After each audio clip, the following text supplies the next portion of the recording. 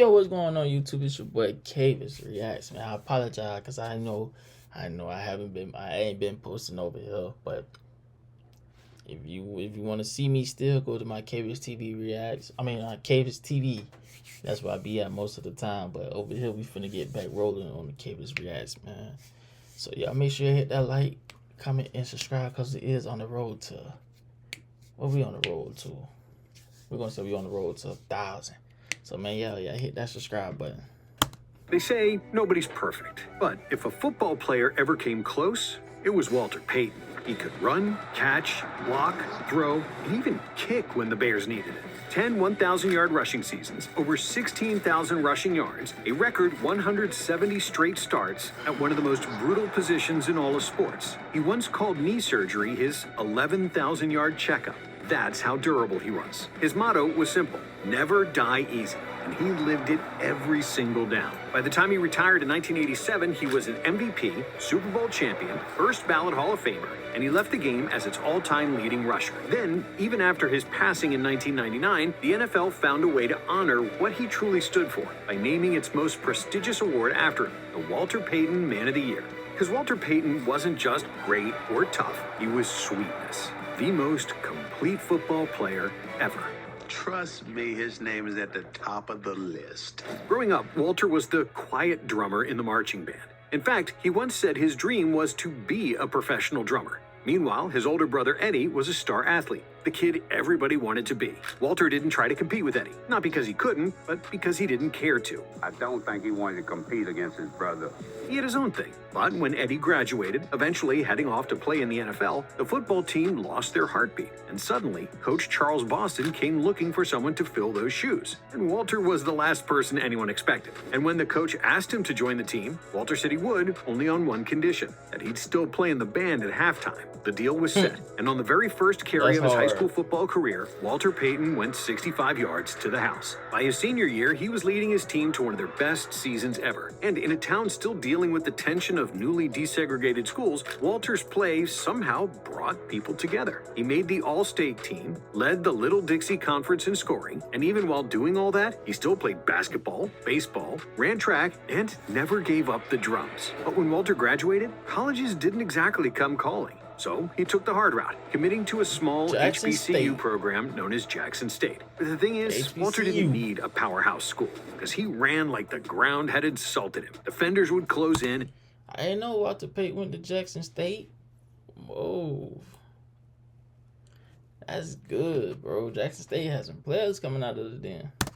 Drop a shoulder with this perfect blend of violence and grace. Then the next play, he'd soar over the pile like a hurdler. This was where sweetness was born, though that nickname was almost a joke at first. Some said it came from his easygoing personality, others from how smooth he looked when he ran. But anyone who faced him knew there was nothing sweet about tackling Walter Payton. On September 23rd, 1972, against Lane College, Walter put up 7 rushing touchdowns and 2 two-point conversions for 46 total points. From there, he just kept building his legend. Over 4 years, he racked up 3,563 rushing yards and 66 touchdowns. He became a 2-time Black College Player of the Year and an All-American. He once told his teammates he wanted to leave a mark that couldn't be erased. And by the time he graduated in 1974, he'd done exactly that, leaving Jackson State as the NCAA's all-time leading scorer with 464 points coming from rushing and receiving touchdowns, and even 5 field goals and 53 extra points. NFL scouts had finally caught wind of this kid who had the power of a fullback, the balance of a gymnast, and the hands of a wide receiver.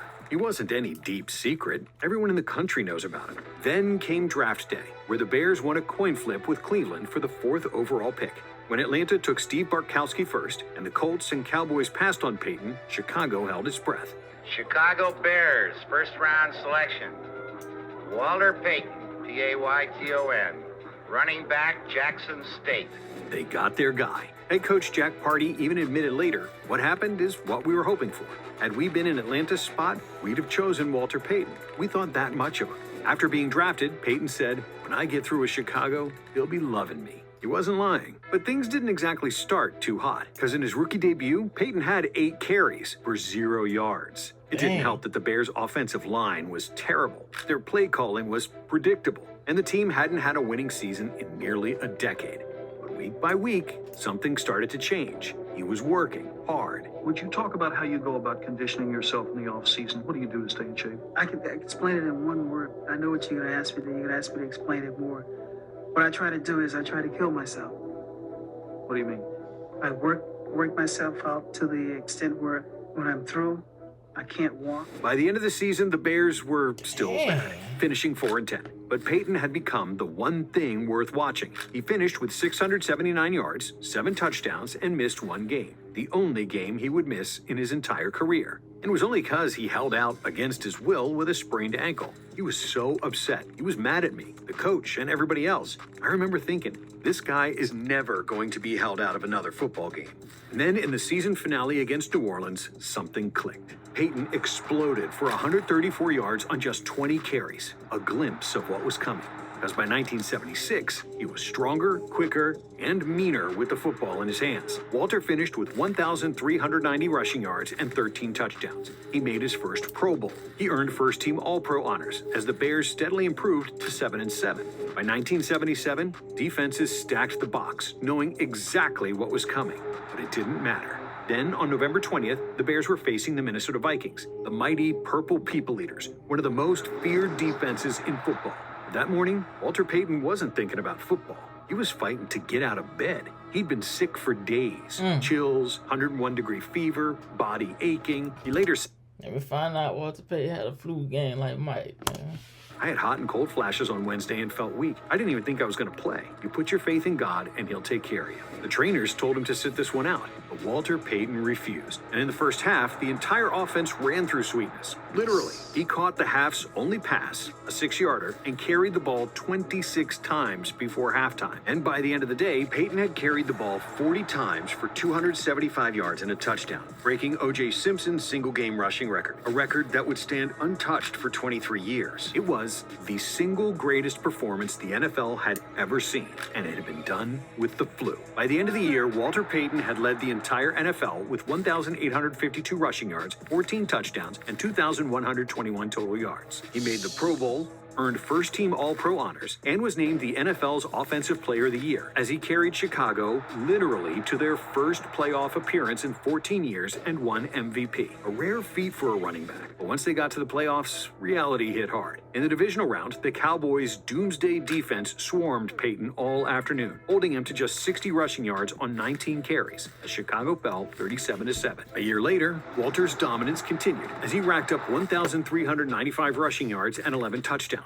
But those numbers only tell half the story, because Chicago's offense was a mess. Most Sundays, the Bears' strategy was painfully simple. Give it to Sweetness and pray. And somehow it worked, because Walter didn't just find yards, he created them. He'd spin through a crowd, stiff-arm one defender, leap over another, and finish runs like he was angry the play had to end. Walter said it best, never die easy. Why run out of bounds and die easy? Make that linebacker pay. But in 1979, something changed. Under a new head coach, Neil Armstrong, no, not the astronaut, the team started building an identity around Payton's style. That season, he carried the ball a league-high 369 times, bulldozing his way to 1,610 rushing yards and 16 total touchdowns. It was his fourth straight year over 1,300 yards. Calling him just a running back didn't even make sense anymore. He was a receiver, he was a blocker. He threw a touchdown pass that year. And at one point, he even filled in as a punter. Whatever the team needed, Walter did it. No questions asked. Teammates said his willpower bordered on insane. After games where he carried the ball 30 or 40 times, while others sat in ice baths, Payton would jog out of the locker room and go run hills because he didn't feel tired enough. I try to run on the hottest days, at the hottest time, because that's the most difficult time. And sometimes I worry about drying out and dying. In 1980 and 1981, he put up 1,460 and then 1,222 rushing yards, pushing his streak of 1,000-plus rushing yards to 6 years. But a year later, things got weird. A players' strike cut the season to just 9 games. The players are the most important element in the game of football. Without the players, there ain't no game. And most players came back out of rhythm. Not Walter. His famous hill helped him stay sharp and finish top 10 in rushing yards that year. It's about between 50 and 60 yards long. And it's at an angle where if you go halfway to the top and you tried to stop, you'd probably end up slipping down. You'd think by now Sweetness had proven enough. He'd won the MVP, made 5 All-Pro teams, and at 29 years old, he was already beating the clock. Most running backs don't make it to 26, but Peyton, he was just getting better. The Bears had hired a new head coach in Mike Ditka a year earlier, and young stars were popping up on defense. Mike Singletary, Richard Dent, Dan Hampton. Walter rushed for over 1,400 yards in 1983, earning yet another Pro Bowl nod. But the following season, he underwent arthroscopic surgery on both knees. Peyton famously referred to the surgery as his 11,000-yard checkup, and he played through significant knee issues throughout his career, showcasing his legendary toughness. Following the surgery, Peyton came back better than ever. And on October 7th, against the New Orleans Saints, history unfolded. In the third quarter, Peyton caught a pitch, slipped past the line, and burst off the left side for 6 yards. Walter Payton had just become the NFL's all-time leading rusher, passing Jim Brown's record that had stood for nearly 2 decades. He finished that 84 season with 1,684 rushing yards, 11 touchdowns, and another playoff appearance, Chicago's first real taste of success in years.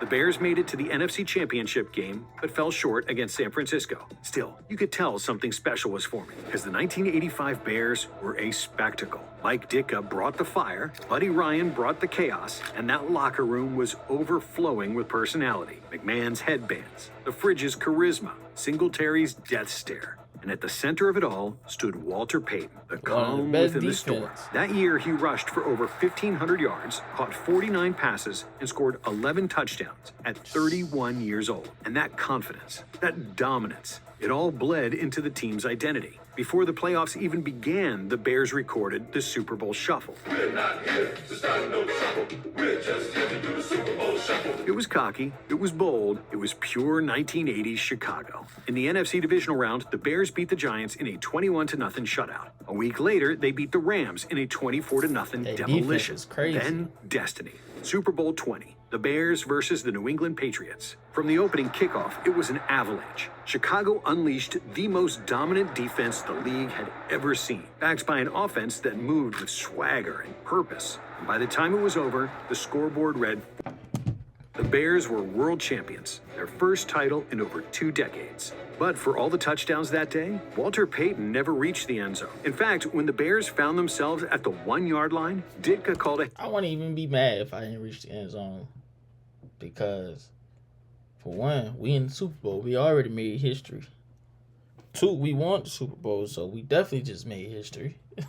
And 3, I'm already one of the top leader rushers in the game. So, at least we won. At least I got a ring. I'm tripping. Let off to 335-pound William Refrigerator Perry instead of Walter. I apologized to him. I didn't think it was that important. I really was worried about winning the football game, winning the Super Bowl. It never came to my mind. I made a gross mistake. Peyton's response was simple. I was upset, a little hurt. Was. Not now. I got over it right away. You know how it is. You work all these years, you want to do well in the big game, and then something like that takes away from the moment. Because for Peyton, it was never about the touchdown. It was about the journey. While the world remembered the shuffle, Walter Payton's real dance was 11 years of pure work, heart, and humility that made him the soul of the NFL's greatest team. And this Bears team was far from done. Because in 1986, Sweetness rushed for 1,333 rushing yards and found the end zone 11 times. Chicago rolled through the regular season, finishing 14-2. Soldier Field was electric, the city expecting another deep playoff run. However, that quest for a repeat championship ended when the Redskins defeated the Bears 27-13 in the divisional round. And not long after the season ended, Sweetness announced that the 1987 campaign would be his last. It hit Chicago like a gut punch. The man who had carried the franchise through its darkest days was preparing to say goodbye. But Payton didn't want a farewell tour. He didn't want pity or applause. He wanted to finish his way. Because even after 12 years, an MVP, a rushing record, and a Super Bowl ring, Walter Payton's story still wasn't finished, even if it meant splitting touches with Neil Anderson. However, Payton's career ended with another loss to the Washington Redskins in the divisional round of the playoffs, this time by the score of 21-17. But while he was gone, his legacy remained. When people debate the greatest running backs ever, you'll hear names like, well, I got Barry at 1, I got Walter Payton, I got Jim Brown, Emmett. But what made Walter Payton different was how complete he was. Run, throw, catch, kick, you name it. And his playing style was just as complete. The stutter step froze defenders. The stiff arm punished them. The leap over the pile broke their will. And his motto, never die easy. Summed it all up. He refused to run out of bounds, choosing contact over comfort every time. Off the field, he was just as remarkable. Charitable, humble, and respected by everyone, Peyton inspired the NFL to name its most prestigious humanitarian honor after him, the Walter Payton Man of the Year Award. There's no weakness in his resume, no hole in his game, just a flawless mix of power, skill, and heart. The most perfect football player ever.